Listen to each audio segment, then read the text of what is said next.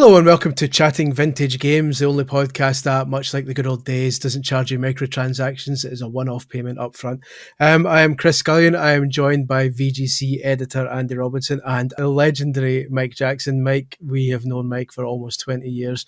This man used to work on the official Nintendo magazine long before Future took over and I joined. So this guy before you were alive, Chris. Before, when I was still spoiled it in diapers, as the Americans say.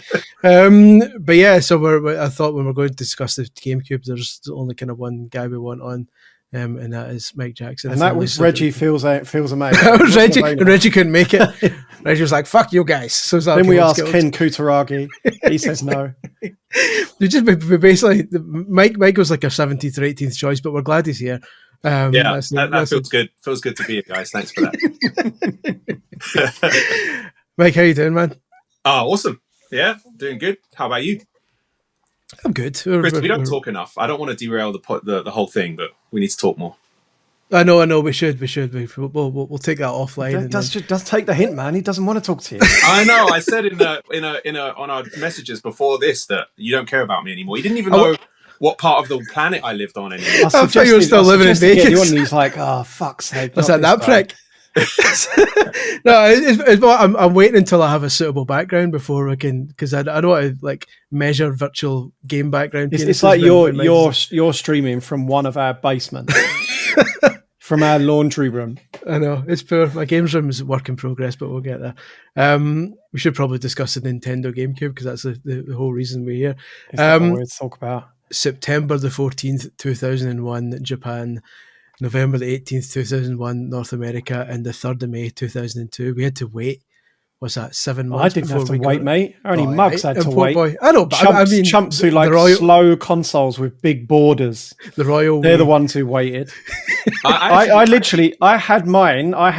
That was in the good old days where I used to have some guy off of eBay, some Hong Kong guy, who would get them like pre street date Japan. So I'd have them like street date.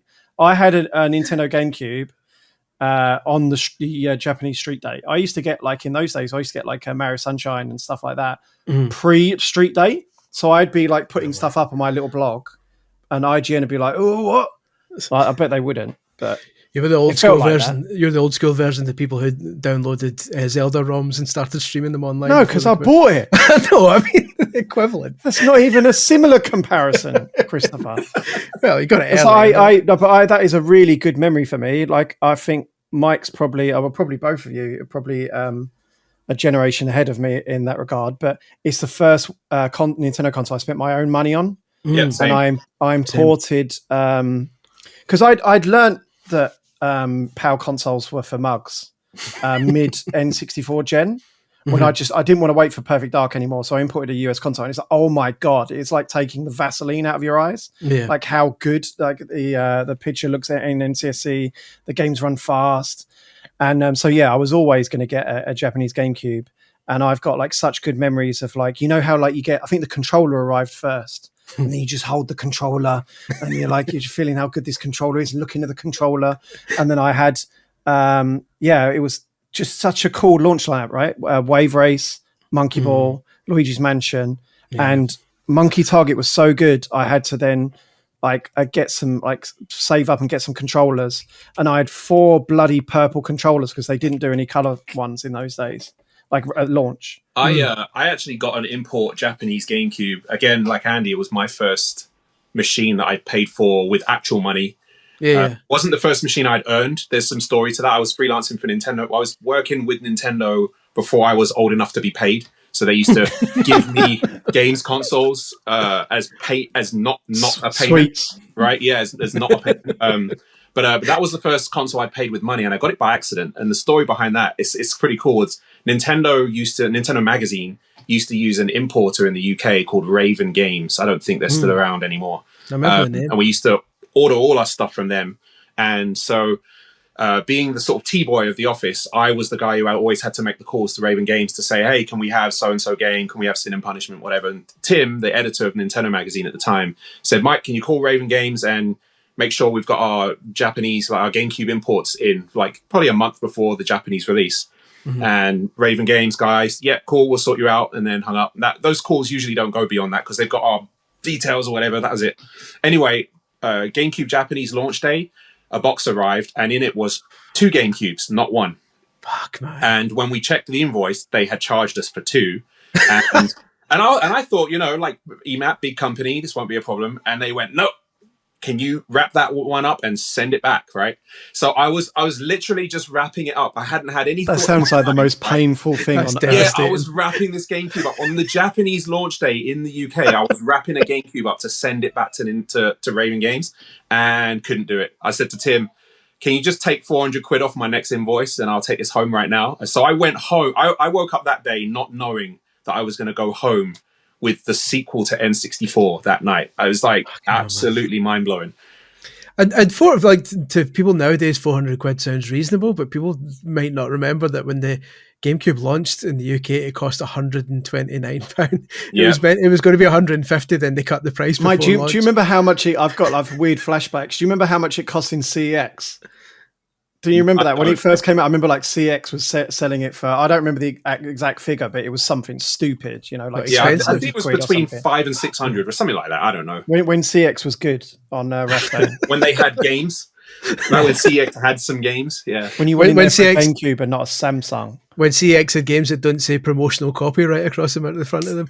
Yeah, good old days. The GameCube, that launch day was special, man, because the box that the GameCube came in, especially in Japan, it's such a nice box. Was tiny, right? Yeah. So I just slid it in my regular bag, and on the train on the way home, I called a friend of mine who I knew would be into it, and I said, "Mate, you won't believe it, but I have a GameCube," and he didn't believe me. And I went to his house and I ripped it out, and there it was. And we plugged it into his TV, and because it was the first Japanese machine I'd ever owned, I had no concept at the time of like blew it up video signals and like and no, I plugged it in, and it actually it worked because I guess his TV could run at 60 hertz, but it couldn't understand. Yeah, but in those days that wasn't guaranteed, right? Yeah, it wasn't. No, but the other kind of complication was if your TV understood 60 hertz, there's no guarantee that it'll understand the chroma signals that Japanese TVs run. I remember because it was black and white. So we played Monkey Ball for about 4 hours in black and white that night. I had the exact same thing, right? Because I'm sure it was in those days RGB went through SCART. Yeah. So obviously that's a European UK thing, or it was a UK thing. So those like the adapters you got with that were like, I'm trying to think of the lot. I mean, I'm guessing maybe composite, maybe S video. I can't remember what I had when I got it for launch, but I remember by the time Pikmin came out, which would have been, I mean, quite close, right? Because it came out the Japanese console came out in September, the US one came out in November. So I'm pretty sure guessing Pikmin was out before Christmas, like December US. So I'm guessing maybe Pikmin came out like October, like the month after launch in Japan time. And by then, I'd bought some guy off a forum was modding the super expensive component cables that are now worth like loads of money. I've got it behind me, but all he was doing was he was like gaffer taping this composite cable to a SCART, and that would do RGB. So I was playing it through that for ages. That's amazing. It's the stuff the shit we had to do back in the day, and nowadays you just plug the HDMI cable in, job done. Look at these kids these days.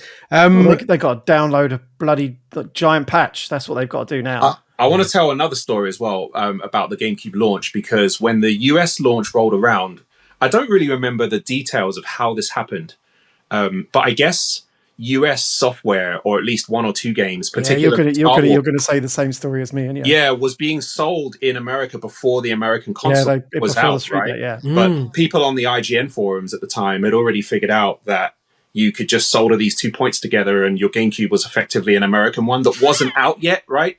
So I sent my GameCube straight to Raven Games the moment the forums knew about it, and sent him a printout of the forum instructions and said, do that. And so I got my GameCube back before the US launch, like 2 weeks. And then I ordered Star Wars and I got that like a week before. So it's funny that, for me as a kid that was absolutely obsessed with Nintendo Magazine, obsessed with the idea that these guys were the absolute gurus of everything Nintendo.